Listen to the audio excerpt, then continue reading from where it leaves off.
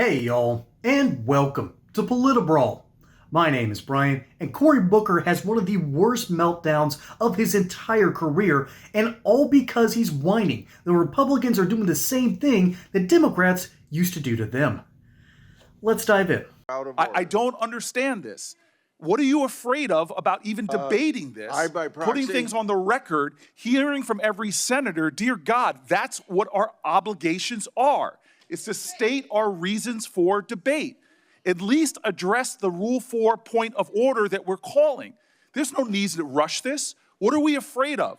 We're not pressing for the 2-hour rule like you all did when you were in the minority. We're simply asking for a credible amount of time to air our concerns before the vote.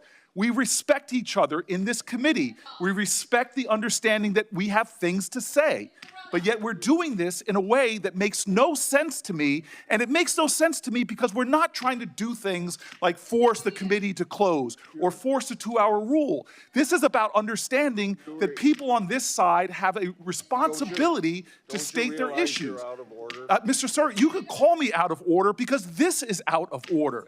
This undermines the basic decency of this committee. Yes, maybe overrule a Rule 4, but at least address the Rule 4 point of order that senators were elected to debate issues and debate nominees. This is absolutely insane. What is the rush? Sir, I am interrupting because you're interrupting a regular point of order. At least address my point of order. I have the right to do that by the rules of this committee. If you want to overrule the rules of committee, then do so. But this is not in any way in order. You are obligated to address a point of order according to the rules of this committee. You could overrule me by a Senate vote. You're violating your own rules. The parliamentarian has been clear about this.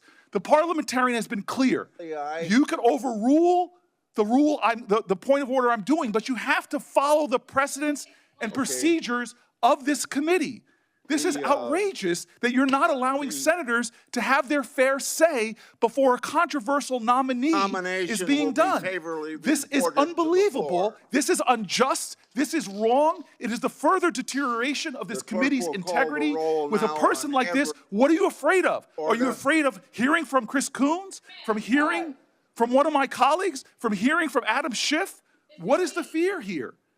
Have at least the decency to have a vote on my point of order regarding Rule 4.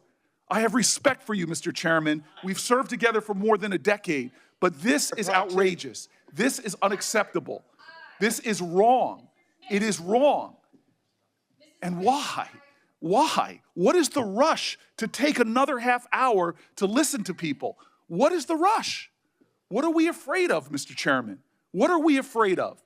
I do not understand why senators can't debate a nominee as we've done when both sides have been in the majority to take the time. What is the thing that you are so afraid of from hearing from my Senate colleagues? This is a violation of the precedents of this committee. We're not trying some stunt here to try to force a 2-hour rule like you all did when you were in the minority. We just want to be heard before a controversial vote. Sir, this is wrong, and you know it. You are a person of integrity. How could you be doing this? At least have a vote on my point of order. Sir, with all appeals to your decency, with all appeals to your integrity, with all appeals to past jurisdiction and past precedent, why are you doing this? This is outrageous. This is a kangaroo court. That's all we have here, Mr. Chairman. This is wrong. To violate your own rules without going by the mandates of the parliamentarian. This is unbelievable. There's a way to do this. If you want to force this through, if you want to ram this through, there's a way to do it in accordance to the rules as spelled out by the parliamentarian. It is simple. It is clear. There's a pathway to achieve what you're trying to achieve. But sir, this lacks decency. It lacks decorum. It shows that you do not want to simply hear from your colleagues. This is absolutely wrong. And sir, this is to me one of those moments where we are not showing common respect for each other on both sides. I have sat here when we were in the majority and listened to my colleagues' arguments, listened to their passionate statements, and then we voted. This is not that. This is us simply trying to rush through one of the most controversial nominees we've had under this presidential administration. Sir, God bless America. You are a good man. You are a decent man. Why are you doing this? What is Donald Trump saying to you that are making you do something which is violating the decorum of this committee, the rules of this committee, the decency and the respect that we have each other to at least hear each other out? I've sat through so many long speeches of my colleagues, heard their objections, listened with sincerity to try to see what their arguments are. But we are not doing that. Sir, this is wrong, and you know it. There are some people on this committee who are the least firebrand people, and they've walked out. Some of the least controversial people in the Senate, some of the people that work the hardest to find bipartisan common ground have just walked out of this committee. And you don't even seem to care, but I know you do. I know your heart, Senator Grassley. This is wrong. I know the kind of person you are, and you know this is wrong. This is not necessary. What is another half an hour to allow senators to be heard? It's what the Constitution mandates. It's the ideals of the United States Senate. The world's most deliberative body should take a decent amount of time to deliberate. But here we're not doing that. Here we are jamming this through with some sense of false urgency. It's one thing not to hear from whistleblowers. It's another thing not to hold another hearing, but to not even allow my colleagues to have their moment to speak against this justice is just wrong. And I know you know this. I know you know this. The only time this rule has ever been overturned by both parties was done when one minority was trying to pull some stunt to stop the committee from hearing. This is not that. This is not the 2-hour rule. This is a basic element of the ideals of this committee, sir. It is the basic understanding of having debate and deliberation. It's a basic understanding of we can listen to each other even if we disagree, that we should have time and space and a forum to listen. Sir, this is just wrong in every way. I think I'm going to need something stronger than Tylenol in order to deal with that headache.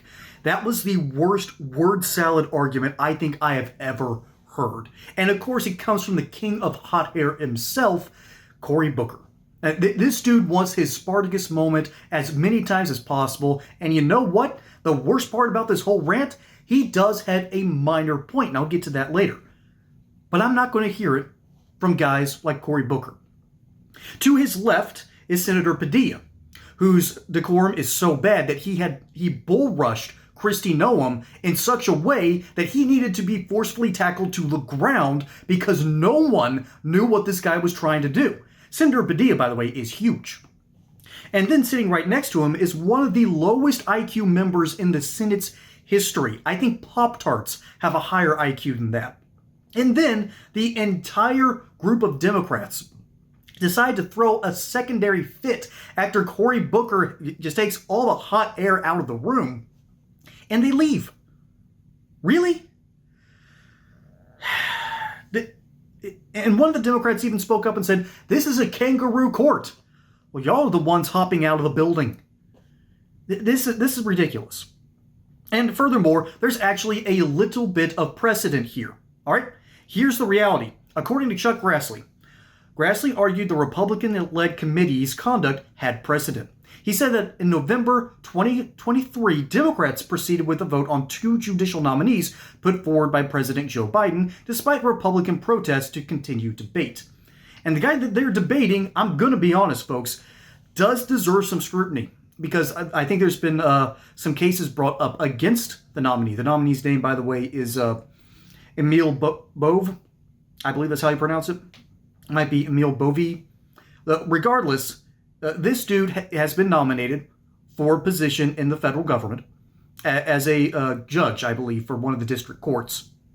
And debate is necessary. You do need to talk about this. You do need to have something on record. You do need to have a robust conversation. And Chuck Grassley simply said, we're closing debate, we're moving on. There is precedent for that. But I'm going to be honest, ladies and gentlemen, if it's anyone besides Cory Booker and some of his, and most of his colleagues for that matter, I'd probably give it a listen. There's a reason the Republicans are all on their phones. You had a camera zoomed out, and Josh Hawley is tweeting, probably playing Candy Crush, and I don't blame him. I am not wanting, if I was a sitting senator, I would immediately switch my brain off the moment Cory Booker starts talking. This dude has been looking for a grand moment where he gets to have that great American speech and act like he is Mr. Smith and has gone to Washington. The reality is, this dude is an ambulance chaser. This dude is looking for a story any way he can to make it about himself because he's got delusions of the White House. He legitimately thinks that he's going to have a shot in 2028. No one's going to look at Cory Booker and think legitimate presidential candidate when all he has ever done is whine, complain, and moan. And again, what kind of dressing was on this word salad? Because he said the same thing over and over again for almost 7 minutes.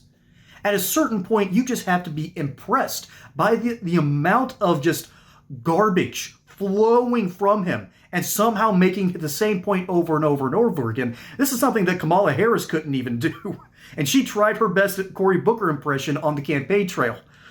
At least we can laugh at that. But I'm not laughing at this. The Senate has more gravitas than the lower chamber of the House. The Senate is where you're supposed to advise and consent. The Senate is where everyone is supposed to wear a suit, although I do understand why John Fetterman, no one can fit a suit for the dude. But speaking of John Fetterman, he's also one of the few people that I probably listen to on their side about this issue. But he's not going to go out there and make it all about himself. That's not the kind of dude he is. And I can't believe I'm out here actually defending Democrats. And I can't believe I'm out here saying that they might have a point on this, but the reality is there's precedent. And if anyone who knows about this precedent is one of the oldest members out there, Chuck Grassley. You know, I'm actually going to throw a bone to Tom Tillis here.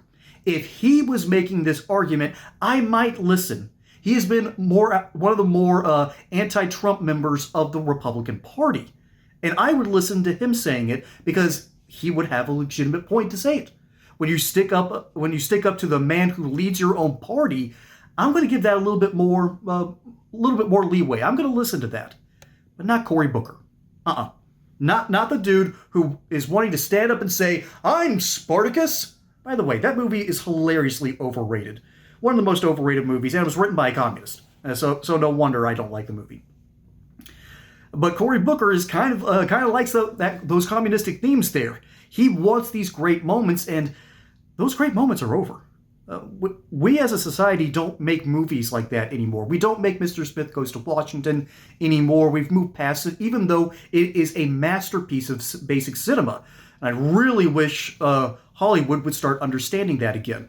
I mean, seriously, we need to make movies great again, and we'll do it when we stop making ridiculous speeches like these, because it's not about reality. It is about getting his way. It's about his 15 minutes of fame, which, going to be honest, are probably over. He's reached the peak of his career, and he's trying to relive more of these moments, and no one's buying it.